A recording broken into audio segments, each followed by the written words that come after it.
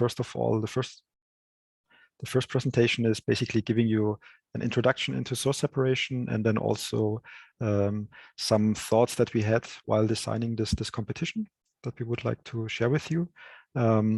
But what I think is really important, feel free to interrupt me. If you have any question during my talk, just put it into the chat box, and I will directly react to this. Or if I don't see it, please, Fabian or Fushank, just let me know. Because I think it's good to make this interactive, such that you can ask questions, and if something is not sure, or maybe also, I mean, if the first slide I will use is just to introduce source separation, and I think all of you know actually what it's about. But anyway, I'll do it.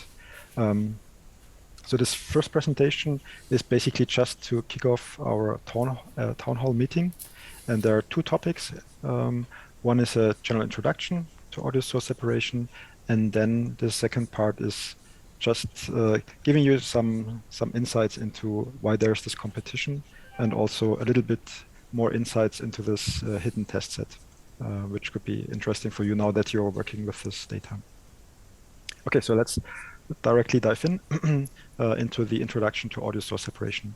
What source separation is, I think all of you know, but just to set the stage, what we're interested in here is audio source separation, meaning we have a waveform containing several instruments, for example, if you talk about music, and what we want to extract are single instruments from this mixture, like piano, vocals, and guitar. So that's source separation. And in general, what many people maybe forget now that you also have heard to what Fabian has been playing, and then really very nice results, like splitting music into bass, drums, vocals, and all the other instruments, is that this is actually a quite difficult problem. And if you just look at it mathematically, it's an ill-posed problem. Why is an ill-posed problem? Because, for example, if you talk about a stereo music separation, then we have one stereo sample for one time instance, n, and we need to split this into, from this one sample, we actually need to create 4 samples for the 4 instruments, for bass, drums, vocals, and all the other instruments. And that's an ill-posed problem, right? There's basically an infinite number of solutions that we can get. And all that we know is just that the mixture, or that all the 4 sources sum up to the mixture. And up to 2012, basically what people were using were simple models like multi-channel non-negative matrix factorization, which at the time of 2012 was the best method at that time that people could use, where you would exploit not only that we have some structure in the spectrogram, but also you have some spatial information, and this you can basically use to do the clustering for the non-negative matrix factorization components. So this is what people used until 2012, but then in 2013, basically there were DNNs coming to rescue, and what you can really think of what has been happening is just illustrated by this figure. Basically, performance has just increased and is still increasing, right, as we can also experience in this challenge. There are many popular architectures nowadays that either work directly in the time domain, like conf-tasnet, DPRNN, Demux, and others, or that work in the frequency domain, like OpenUnmix, DPUnets, for example, used in Splitter or LaSaft. And many more. And these popular architectures, what is nice is not only that like there's literature where you can read about them, but also those models, a lot of them have been open sourced, and you can train your own models on your own data, or you can use pre-trained models, which is really, really nice. And what is also nice from a maybe now more application perspective is that we can use the same architecture for different types of problems. I'll not go into details, but what we could deal with is something like music separation, where we want to separate different source types. And that's like one flavor of audio source separation. But the second flavor is something that you can see described here, where we have, for example, maybe 2 waveforms which are added together, which are superimposed, but of the same source type, for example, 2 speakers. and still we want to be able to separate those two signals. And that's a different flavor of audio source separation, but the nice thing is you can use basically the same architectures, and all that you have to change is your loss function that you're using. Just to give you like a simple idea how a neural network could be used, you can see here. I'll not go into detail, but the idea would be, for example, to use a neural network, which is, you can think of, he can analyze the input spectrogram and output something which you can see here, which is denoted as masks, values between 0 and 1, or just positive values from 0 to infinity, which basically tell you for each time frequency bin, how much does this time frequency bin belong to one of the sources. So for example, this could be a network for vocals. Then if the value here is 0, it's black. Then the network thinks that this is a time frequency bin which doesn't belong to vocals, or it could be a value larger than 0. And then the network thinks that this is a time frequency bin that has also to be assigned to vocals, for this example of a vocals network. Okay, and now there are many use cases that I want to show you on the next 2 slides, just to give you like, hopefully also to motivate you to work on this topic. And what you have been now dealing with is music separation. Like we have a mixture, a song, and we want to separate this into bass, drums, vocals, and for example, guitar, all the remaining instruments. Similar, how should I say, like from the approach, a similar problem, if you just look at the from the problem perspective, would be music restoration, which is also a separation task, where we could have like music, but we cannot observe the music directly, but we also have some artifacts, for example, or some reverb. Could be some live recording that someone was doing with his smartphone in like a noisy environment. And what we want to get is just the music. And that's also a separation task where we have distorted music and we want to restore the original music from this recording that, for example, someone has been doing with his smartphone. Speech separation is also a very popular task where people nowadays use neural networks for achieving the separation of, for example, 2 speakers speaking at the same time, and you want to be able to listen to one of the speakers, or to just being able to select to which speaker you're paying attention to. And last but not least, another use case is speech enhancement, which is also audio source separation problem, because what you need to do is you need to separate out the clean speech from a mixture with some background noise. For example, here with the traffic that you can hear in the recording. And the nice thing, what is just that here, is that basically all those use cases, you could use the same DNN architecture, and what you need to change is the training data that you're using, or also maybe the loss function, as we talked about before. And just to motivate you a little bit more, I'll not go into detail, but this can also be used for applications. So for example, here, this was a problem where we had an old recording of a piano and an English speaker who was reading like a poem. And what the idea was to use to make a new release, but with a Japanese speaker.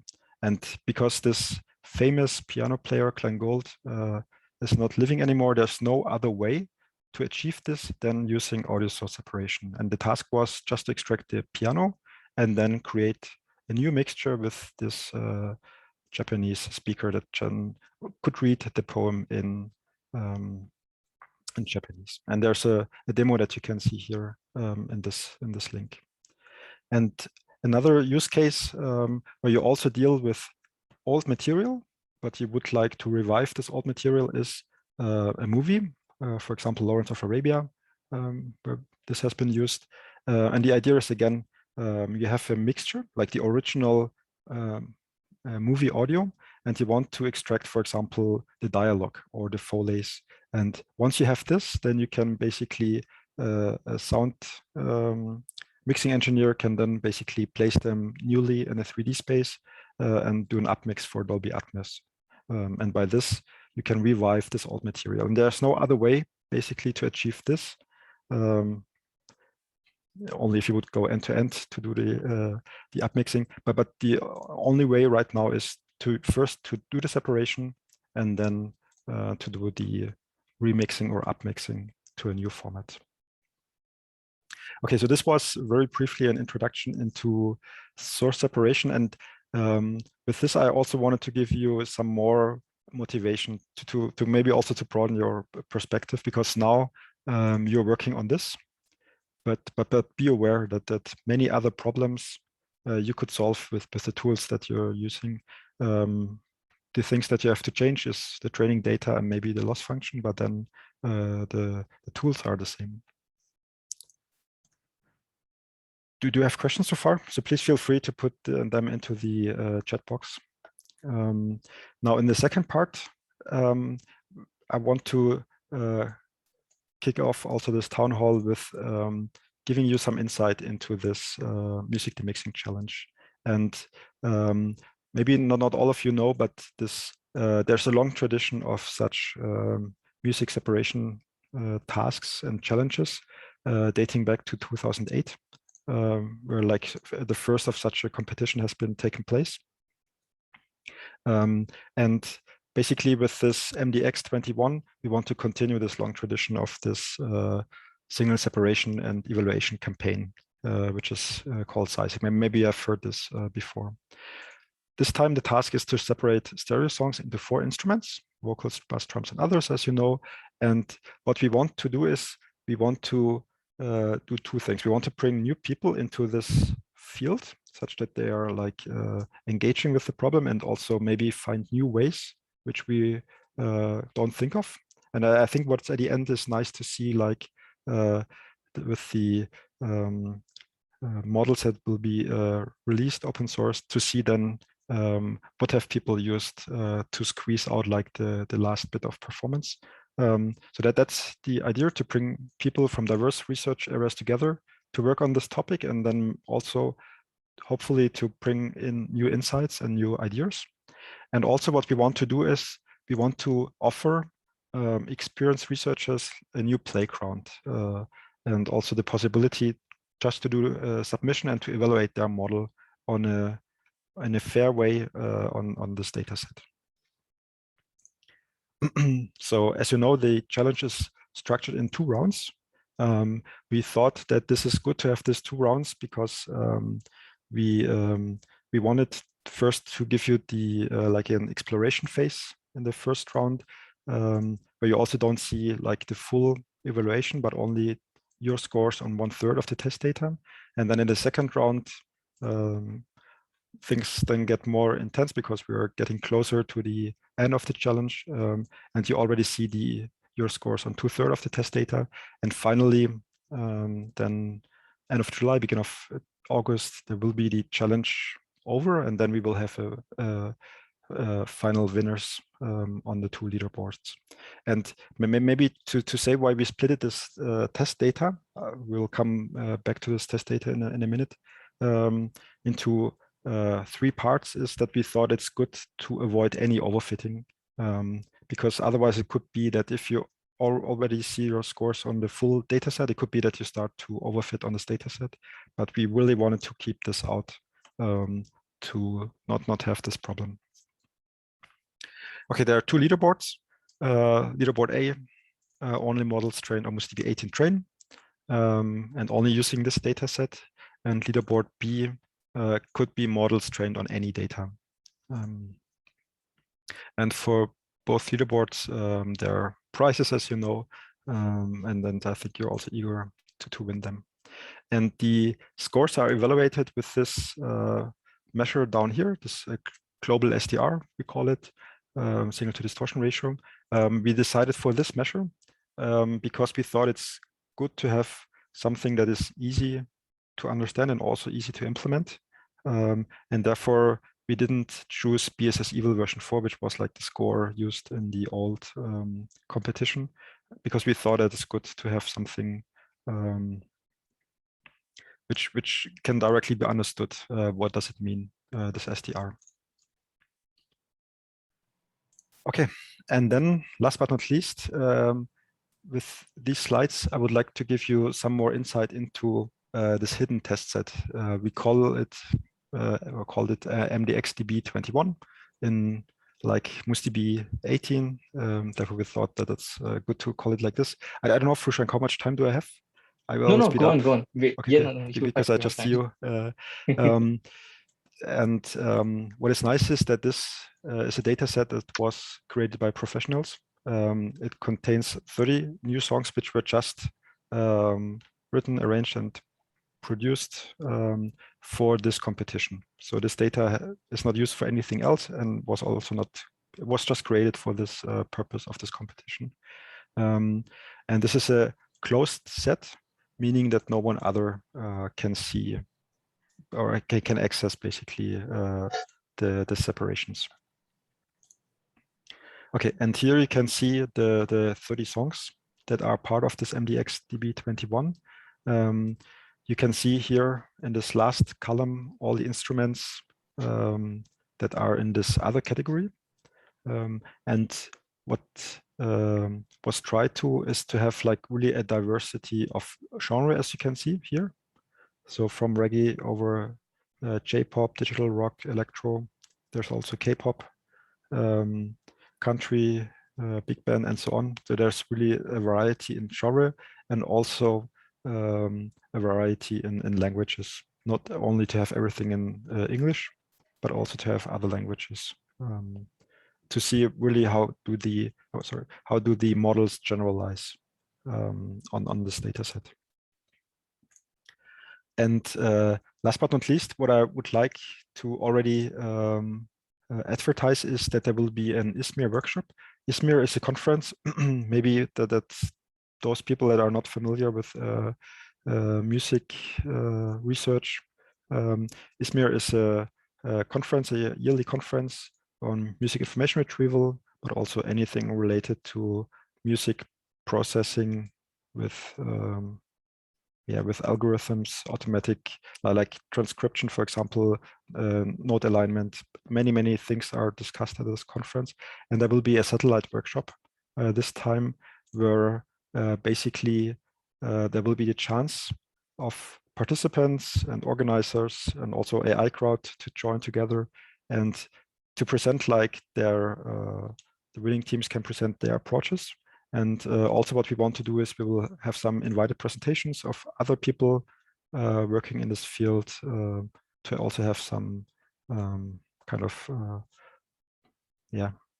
also to get new insight into this topic. So already you're cordially invited for this satellite workshop. So with this, I would like to end this presentation. If you have any question, feel free to put it into the chat box, or I don't know whether you can unmute yourself and then ask questions. I made it so that anybody can unmute yourself. So, you can definitely go ahead and ask any question you have. Generally we see that doesn't happen too often on Zoom calls. So, we'll have some more presentations and maybe then we can take some more questions if you have. Otherwise, I think even from the organizer's end, and Fabian, I'm pretty sure that you also have some questions that you would like to ask the participants. So maybe we can have that space reserved for those questions as well. If we don't have anyone, willing to unmute themselves and ask any questions or share any ideas, since we have time, I was just curious, Stefan. Well, yeah, I think that pretty much was it. I was going to talk something about round two, but I think we can switch to Fabian. Fabian, maybe you can talk about the open and mixed baseline. Thank you, Stefan. Sure. So let's share my screen. So actually I'm not. So you see my screen? Actually, I'm not super convinced that I should like really discuss into detail OpenRMix in detail because, well, let's look at the scores. It's really ranked quite low. So if you want to win this challenge, you probably wouldn't pick up an OpenRMix. So what I want to tell you is what are the good things that you might want to remember or have a look at that you maybe find not in other baselines. So if you are working with some baseline, let's say you're working with Splitter or maybe Demux or something else, they are really tuned for open, like they're really tuned for the existing data like MuseDB18. So for example, Splitter, if you've seen that, but if you only train MuseDB, if you only train Splitter on MuseDB18, you would not get good result. That's because the model, the size of the model, the parameters, also the architecture seem to be somehow tuned to the dataset size, and so you wouldn't, well, unfortunately, you normally don't get good results when you change your dataset, maybe either through fine-tuning or even completely new data. So what I want to tell you is what are things that are in OpenAmix, for example, because OpenAmix was more designed as a baseline to teach also, and because it's basically implementing a model from 2015, which actually was developed from Stefan Uhlig, and adds a few things on top. But mostly it's like when I'm working in music separation for at least almost 10 years now. So normally what we see is that tiny mistakes can have a huge influence on your results. So that being said, basically, if you come up with a very nice idea about a very nice architecture, maybe you pick up, here's a nice transformer, here's something very cool, I want to try this. You can do this, but if you still screw up your encoder decoder part, you screw up maybe some STFT, you have, for example, not perfectly aligned the input and output of your model, you very easily get very bad scores. That is unlike other machine learning problems where you don't have that, like very sad results for some people that try hard, have a very nice idea, but unfortunately cannot keep up. So and that's because there's many little things you have to be aware of for source separation. So let me go very briefly into OpenAmix,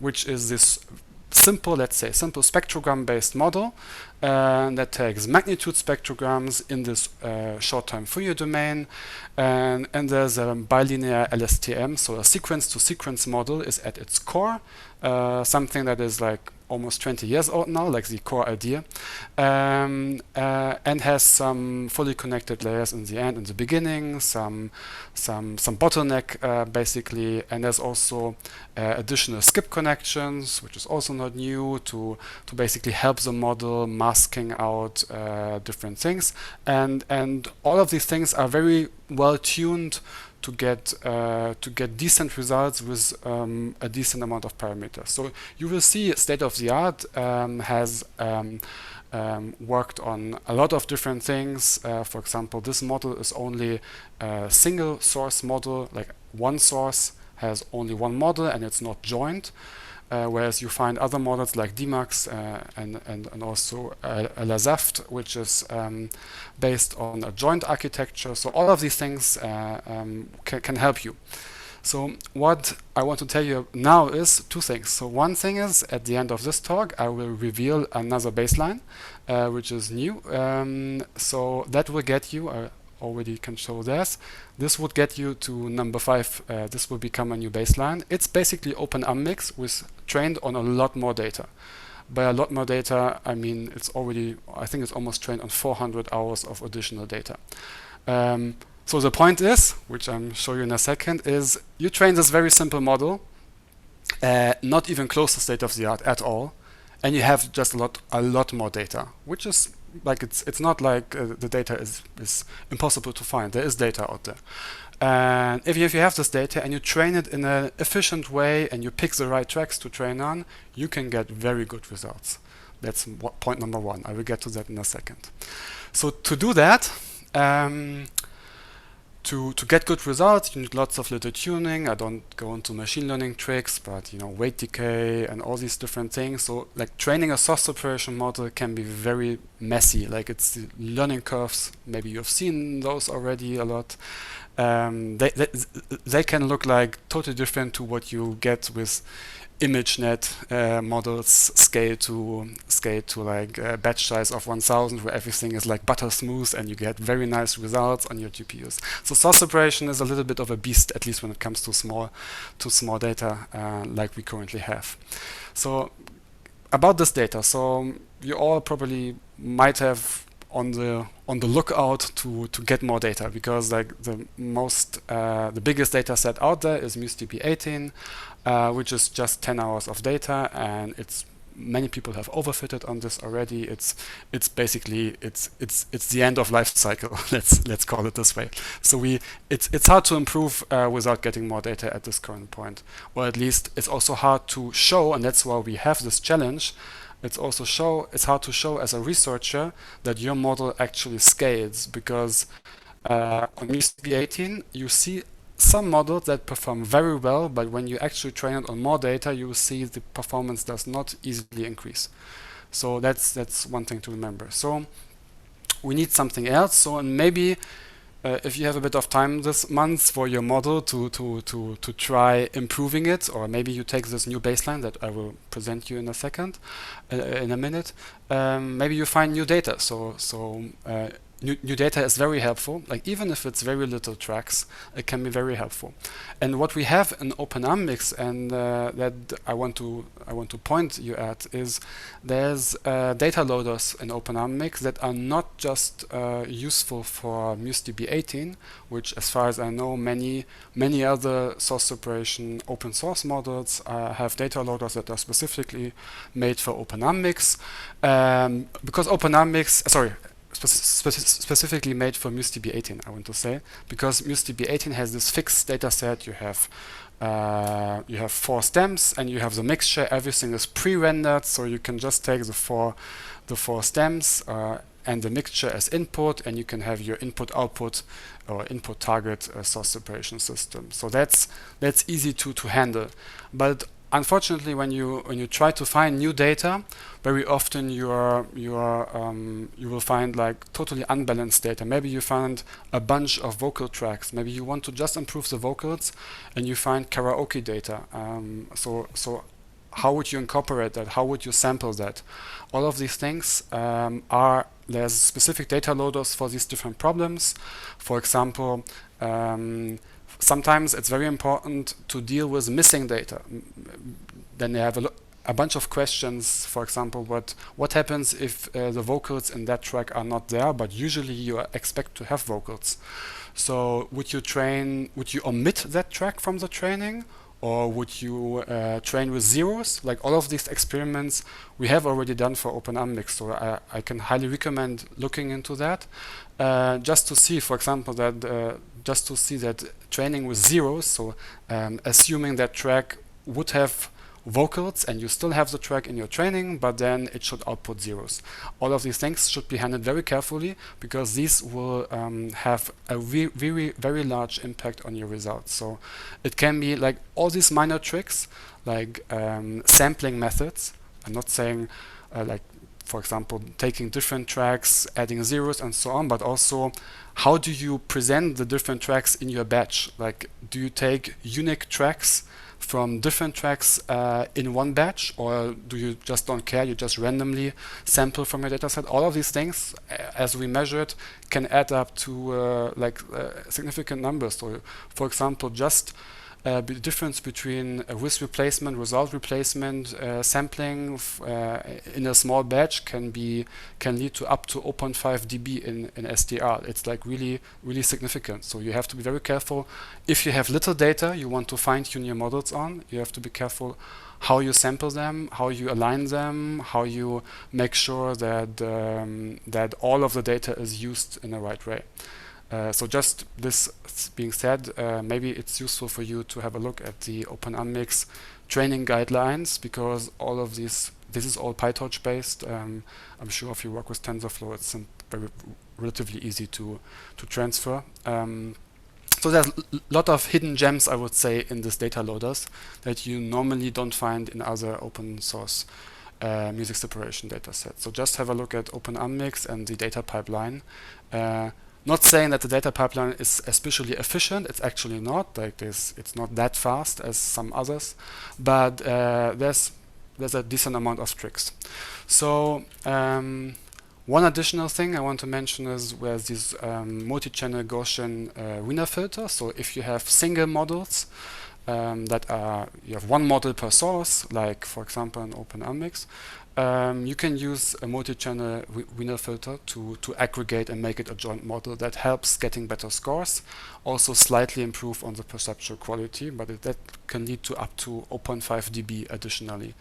There's a version that is a NumPy based, and there's also a version completely differentiable inside of OpenUnmix. So if you want, you can actually make this part of your training and have a differentiable Wiener filtering. Then, as I told you in the beginning, really check your reconstruction. Very often that's the case when you get very bad scores. It's because you either introduce some gaps between chunks of your audio, or your input and output is not time aligned perfectly. All this add up to getting bad results. So it's always good for the encoder decoder part to rely on libraries that are out there, like the built-in stuff in Torch Audio, for example. And then, last but not least, as I said, there's a new baseline that we are going to that will be make public, I think, on Monday, so tomorrow, in 2 days. For now, it's just a submission, so this will be like place 5, and especially the vocals, as you see, gets even better than most of the other models. So that's really significantly better than existing baselines, and it's still plain OpenUnmix. It's just scaled to more data, but nothing changed. So just that, so you, if you want to build upon this, it might be useful to you, because this will be like 1 dB higher than existing baselines. Maybe it's useful for you. Okay, I did try to make it as quick as possible so that we have more time for questions or ideas. Oh, this was very informational packed, and that's unexpected. I think over the next 3 weeks, I think we're going to see many more things happening on the leaderboard now. Now we have one baseline that's on the 5th rank. That was the intuition, yes, of course. Hi, So, can I ask a question? yeah, go ahead. Yeah, thanks for the talk. So I'm interested in OpenUnmix. I find it a super cool platform, so that's the one I'm working on. A question for you about random track mixing. So, like the way I see it, it ruins the musical message. Your drums, your bass, your onsets are not happening at the same time. Do you think, this is just a hunch, I'm not an expert, but like, wouldn't a neural network benefit from the actual original musical message, the simultaneous note onsets, etc.? You know, I did some experiments. I didn't see a big difference in my SDR score, so Yeah. I'm curious why. Thanks. So on small data, on very small data, like just MuseDB18, you generally get significantly better results. Like significant means like it should be like around maybe 0.5, Stefan. I can't remember. Or even 1 dB, I would say. Or 1 dB. Like just by this random sampling. Yeah. It should be noticeable. In general, you're absolutely right that it ruins the correlation between different sources. But one thing to remember is that it depends on the source. So let's say you mix drums with guitar from a totally different track. That should maybe, like, because the onsets are normally synchronized, and you would basically decrease the amount of overlap between the tracks, which you would argue that if the dataset is large enough, that would probably lead to something that does not help, because having more overlap means it's harder for the model to separate. So, but imagine you have only vocals, which is on many datasets just just a solo vocal. Sometimes you have a decent amount of background vocals, but in that case, well, if you add random vocals, you at least have a model that can distinguish, that can detect, or that is used to multiple singers at the same time, because often that is underrepresented. So I saw even on larger data, okay, this one, as I said, it's 400 hours, that is significantly larger, and I did not use any random mixtures. But I still saw, like on medium size, I did experiments with like 50 and 100 hours. I saw to some degree that, for example, doing it on vocals helped. Like around maybe more than 100 hours, that's definitely where you don't need any of this anymore. But it can still help, yeah. So and you have to also think of how much is how large is the temporal structure that as a model can understand with, let's say, a 3-second convolutional network, or like an LSTM that maybe takes 5 to 6 seconds, or even a transformer that takes maybe 10 seconds, but otherwise it gets way too complex to train. 10 seconds is it's not a lot. So I would say, yeah, it depends on the source. But if you have enough data, it's not worth it. But enough, I have the feeling. So as Fabian said, definitely more than 100 hours. But I think even if you have 1,000 hours, you still would probably see an improvement. I think only if you really scale it up to many songs. Then you're absolutely right. And I see it as a kind of augmentation. And then you create a lot of mixtures that, I mean, you cannot express it like how much larger the data set gets, but because you can mix like bass and drums and other vocals from different music and then also from different parts, that's quite some increase in virtual data set size. And then I think only if you go beyond this in terms of your real data that you have, you will see that it's not helping. But you're right. We are doing something which is maybe at the end we change the distribution of the data by this. Yeah.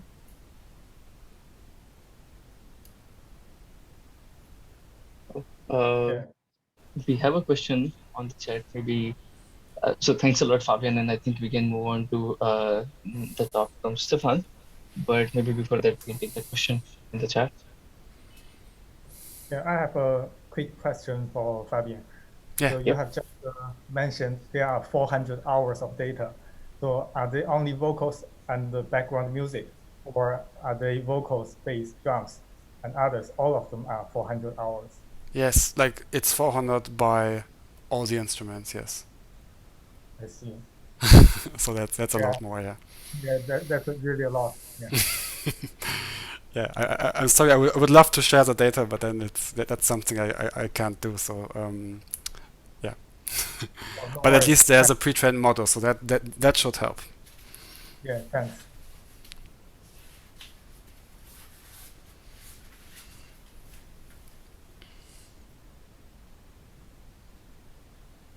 And there's a question, Fabian, if you want to take it, or me, I don't know. I just started learning about this problem in the area and was wondering if it's most difficult to separate the vocals, or how similar are the same melodies sung by different singers. So, I mean, what I would say, what we can see is that actually bass, drums, and vocals, if you compare it to the like ideal multi-channel Wiener filter upper bassline, we are quite close to this, and maybe there's like, depending on how much data you have, like 1-2 dB gap. But the difficult category or instrument is other. And there we are still lacking 3 to 4 dB, even if on very large data sets. So the vocals itself doesn't seem to be that harder compared to bass and drums. But what is really a challenge is other, because there is such a variety in instruments. But where, Stefan, we don't have ideal mask baselines. Would that be something we could add? No. We want to add it for the paper. That's Okay. Something we have written on. So there will be scores, like also upper scores, Okay. ideal ratio mask, and yeah.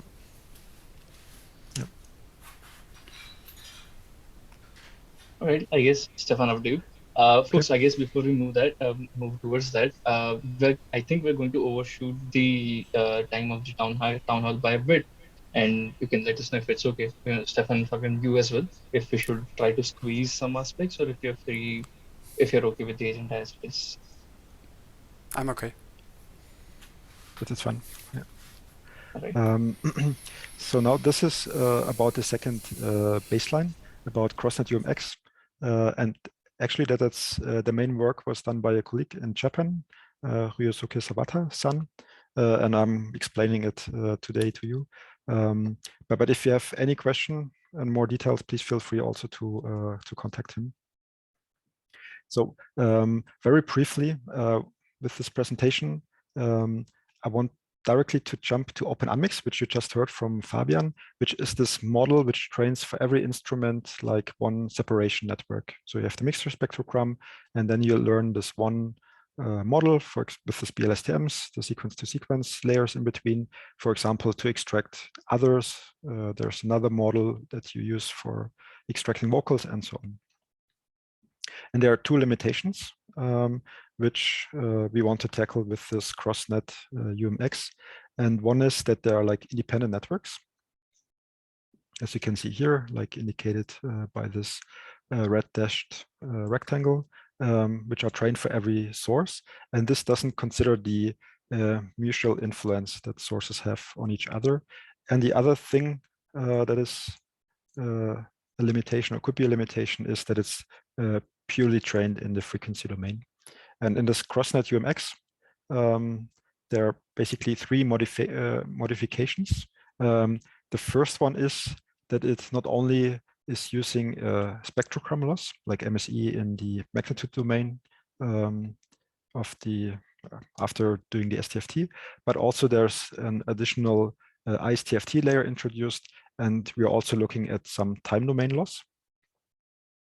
Okay, and then the other change is that there's now one joint model, that is trained for all the four sources, for bass, drums, other, and vocals, by introducing such a bridging operation that you can see here and here, basically, which ties the four networks together at 2 points. And by this, we haven't changed the number of trainable parameters, so it's still the same as was before, but the models are trained jointly together, and this helps to do the separation, as you will see in a minute. Another, sorry, he's always jumping back. Another third change is what's called combination loss, where we not only look at like comparing the output of the network, like say it's the output for bus, and we compare it to the ground truth bus, but we also look at combination of sources. For example, bus and drums is mixed together. So we add the outputs together and we compare this to bus and drums from the ground truth. And we can even do this for summing together like 3 out of the 4 sources and comparing this to the ground truth, which is also the summation of the 3 sources. This helps all those 3 combinations, adding a time domain loss, adding those clamping functions which clamp together the individual instrument networks, and last but not least, this combination loss helps to train a better model called CrossNet UMX. And I will just jump to this last slide here. So these are actually, just if you wondered, this is a paper which was also presented at ICASP this year, like just 3 weeks ago or 4 weeks ago, and maybe some of you have seen. This is like the original UMX baseline, just trained on MuSDB18, so it's not this big model. And this is this CrossNet UMX. And you can see by this 3 incorporations, basically we gain 0.4 dB on trained on MuSDB18, which is really nice. And there is like implementation available for Nabla, which is a Sony deep learning framework, but also for Asteroid, where you can use a pre-trained model or train it on your own data. Okay, so this was very briefly CrossNet UMX. So if you know Open Unmix, basically there are 3 modifications which help to improve the performance.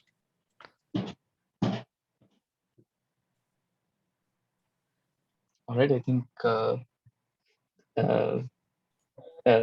thanks a lot, Stefan, and floor is open if anybody has any questions. It's not, the floor is not just for questions, it's also for you to share your ideas, or just discuss something that interesting that you might do talk about. There are a couple more things on the agenda, and if you can feel free to stop us anytime and ask a question. I think the only thing that we have on the agenda now is going a bit into the round 2 and discussing what are the final details of round 2.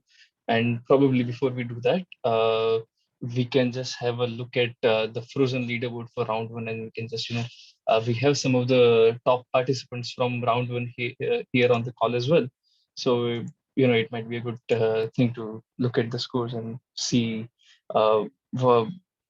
maybe talk to them if they want to say anything.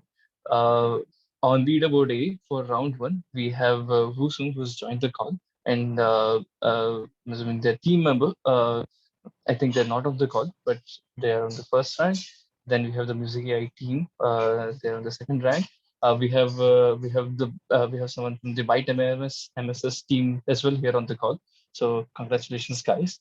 And I think you're going to, at least it seems right now that you're continuing your lead of round 2 as well. And then we have Team Blackhawk, we have Team Androids. I don't suppose we have anybody from these teams here on the call, but if you are here, feel free to at least just ping on the chat box. And then we have Lighter, and we have other people, and we have lots more people on the leaderboard. If we just quickly take a look at leaderboard B, we have Wusung here again. We have Music AI team. We have Clement. I think they're not on the call today. And then we have Siraj, who is also here on the call. Congratulations, guys! And I think at least it seems now that in the next 3 weeks, the competition is going to get a lot more intense, and we might find lots people going to the leaderboard and refreshing it again every day, seeing how it is looking. Yeah, well, yeah, that's about it. Thanks a lot, guys, and we're going to see how sort of round 2 goes. And now back to Stefan.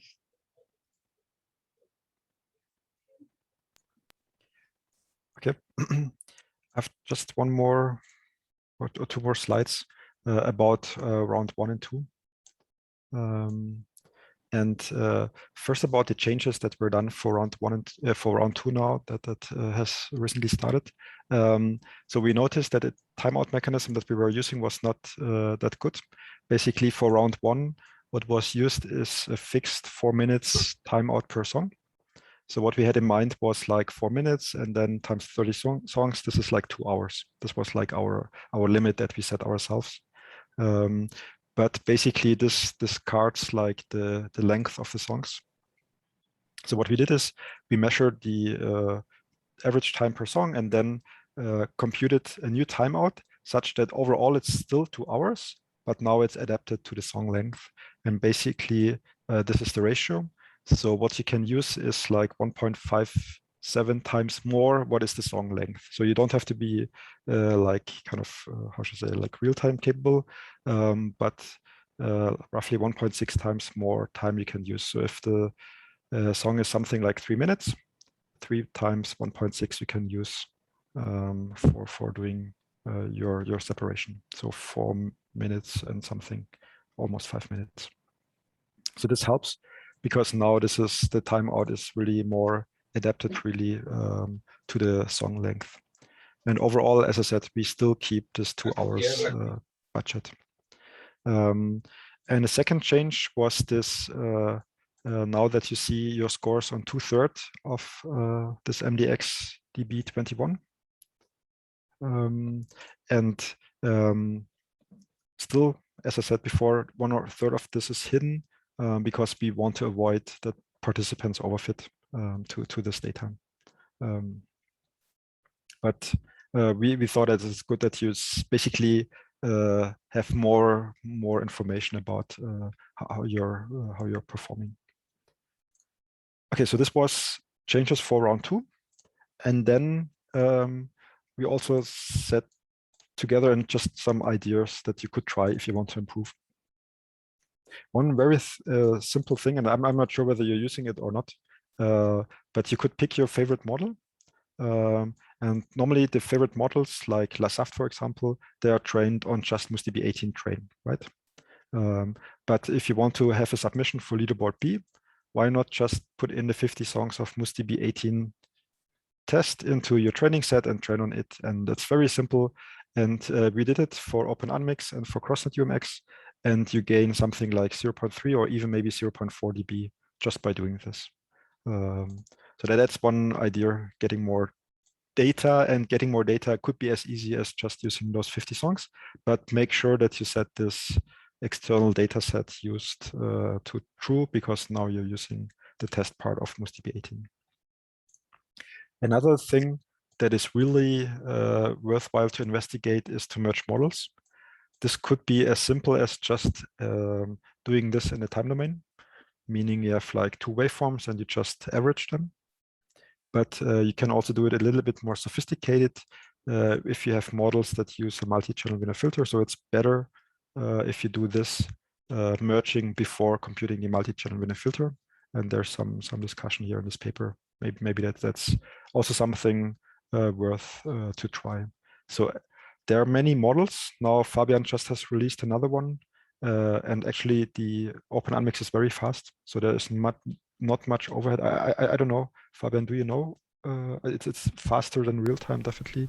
Yes, since we changed all the pipeline to PyTorch end to end, like including the winner filter, is like almost 100 times faster than real time. So it's even faster than Splitter.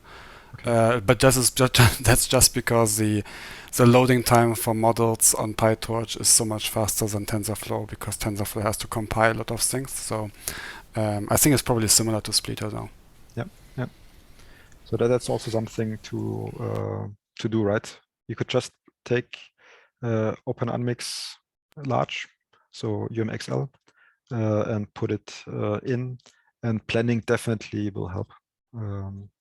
Or quite sure will help. And then another thing, especially if you're focusing on leaderboard A, maybe you're not, as Fabian, sitting on 400 hours of music. So you're maybe just restricted to use MustDB 18.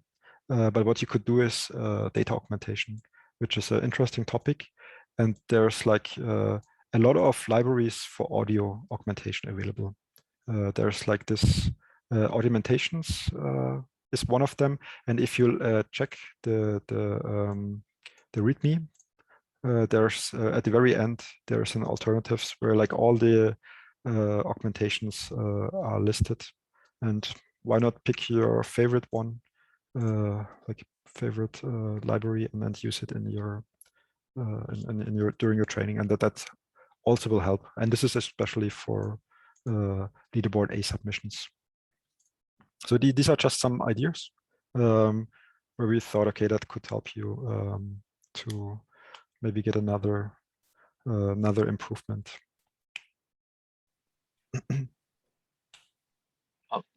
This was very useful. Thanks a lot, Stefan. At least I've taken a screenshot, and I think we can put it on the challenge forum as well. Yep. So guys, we're kind of almost at the last leg of the town hall. First of all, I should thank both Stefan and Fabian. They put in a lot of effort to prepare sort of lots of stuff for this town hall. So thanks a lot, guys. And I think this is going to really help the challenge participants, and we're going to see many more things happening over the next 3 weeks as the challenge comes to an end. Thank you so much for creating these presentations. We have a question from Sevag. I think it's generally for all the participants, but if we have time. Yeah. So the question is, has anybody tried to combine synthetic music generation, like NSynth, WaveNet, Sampler, and Jukebox, for creating lots of data for music source separation? There's like, basically, yes, there's like one data set. Maybe you know Slug. It's like, so LUC is like a data set. Maybe you know. And basically there's the synthesized version of it. And you can download this synthesized version. It's very huge. It's nice. But there are two drawbacks, I would say. Yeah, exactly. Maybe I can just open it.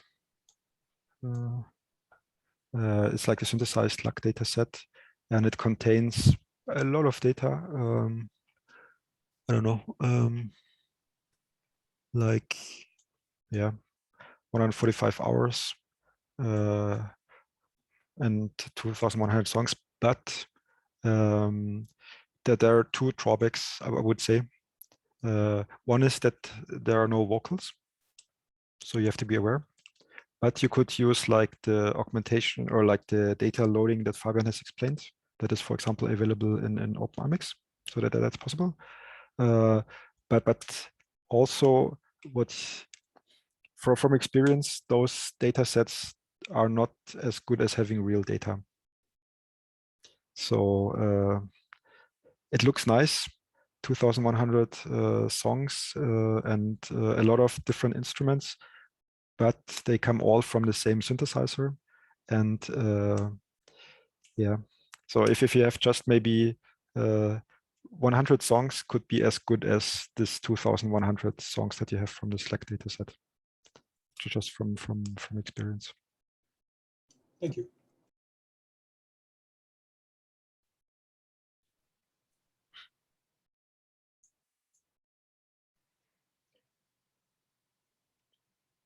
All right, I think we're pretty much almost at the end, and I don't see other attendees who have any further questions to ask.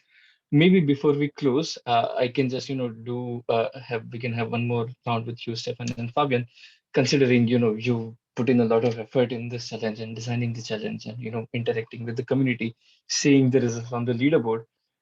And since we have some of these participants here on the call, are there any questions that you would like to ask them? Maybe we can do a reverse question. To the participants. Yeah. Sure. But I mean, at the end, for me, the most interesting is at the end how you maybe won or what you changed. That's like so currently we don't see it, right? We don't only see scores, so we see the same as you. But then to be eligible for the prizes, you have to open source, and then I think we're all curious to see what you have changed. And what are also the lessons learned. So that's one thing I'm curious about. And at the end, what I also hope is that we were thinking of writing a paper at the end with all the participants, and then we will approach you and hopefully then you're interested to writing like a joint paper about lessons learned and the different approaches. So that's something we have in mind to also somehow to put into a paper what is the outcome of this competition. That at the end it's not just numbers. Yeah. I don't know what if you have a question, Fabian. My question would be like if someone, I mean, a few of you are researchers, and I know them, but maybe the non-researchers, I would like to ask what are the motivation for you to participate, except for the money? I mean, did you find it interesting? Like, were you working on this? Is it like something your company is, if you're at a company working on, like if someone is willing to answer, it would be interesting for me, like just to know, because the main goal was like to get more people from outside of this little tiny bubble, which is our source separation community. So if there's someone from outside, please raise your hand and tell us, how did you find this, and do you find it interesting? What's your motivation? Maybe someone, that would be good to know. Yeah, I can just say a bit. Because I know this challenge since 2016, and it's a great challenge. So I attended this challenge in 2016 University of Surrey. And I also met Stephen and maybe Fabian in Surrey. And I think this is a very good challenge. So this year I was participating with one of my friends. So my friend is doing a lot of work and doing the submission. So yeah, and I was also trying to advertise this event in my company. So my company is quite fast. So we are doing some source Okay. separation. Cool. And will you be able to get like? Have you discussed this with a company that you might be willing to discuss some details or taking part in this workshop and maybe present something, given that maybe you score well, like, or like, is there something you can share about this? Like, how does your company react to this challenge? Is it like something they are interested in, or? Yeah, so my group in the company is doing research. It's called Sound Audio Music Intelligence. So we are quite flexible to do some research, and it's pretty self-motivated to join this this event. So yes, I think the company is also encouraging people doing Great. some social work because it's quite useful for the company. Yeah, great. Are there some non-researchers here, like someone who's completely from a different? Yeah, you? Yeah. Yeah, go ahead. Yeah, I guess I'm more of just a programmer. I like putting stuff on GitHub generally. Cool. I like working on DSP, and I find music is an interesting domain where to apply signal processing, of course. And I've tried a bunch of different MIR tasks, right? Beat tracking, onset detection. I'm curious about everything. But if you ask 5 different people what the beat is in a song, you have 5 different answers. I don't know who, that data set annotation by expert musicians. It's so complicated.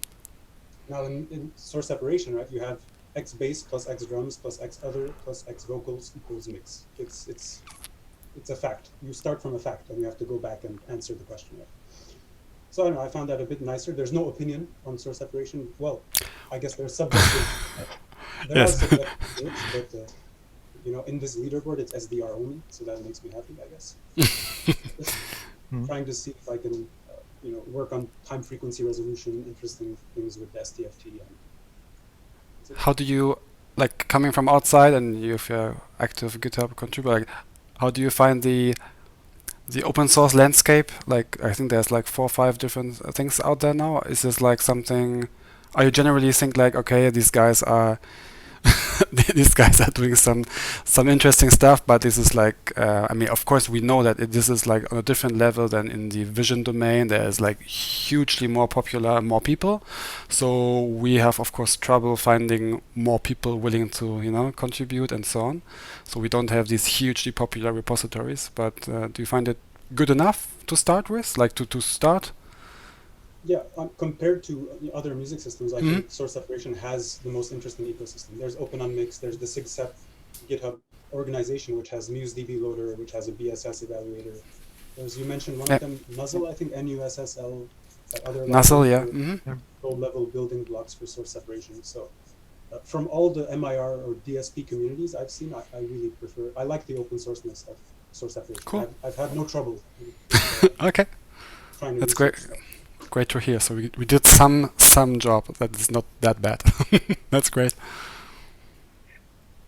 I'm going to try to do a controversial thing and maybe go around the room. We've had almost 100% attendance throughout it's been 70 minutes now. Maybe I'll call out your name, and if you feel comfortable, feel free to maybe just tell a bit about yourself and what brings you to the challenge. Maybe I'll start with Taro. Would you like to unmute yourself? I'm just trying to go around the room and see if we can get some other attendees to talk about things. I don't see Taro willing to unmute themselves. Maybe Fred, would you? Hey, yeah, go ahead. Hi. What do you want to know? I think I've been working on high frequency trading, so it's a very different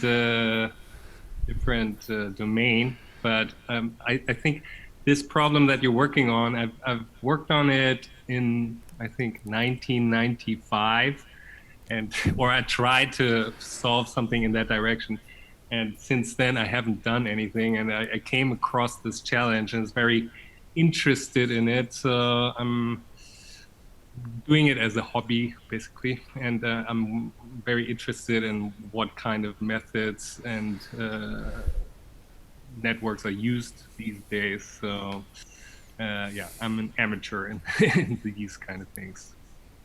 But thank you for the presentation. I mean, got a lot of information, and I'll see what kind of stuff that I'm usually doing can be translated to this kind of thing. Thank you. Great. Okay, I think, yeah, that's pretty interesting. Thanks a lot for joining in.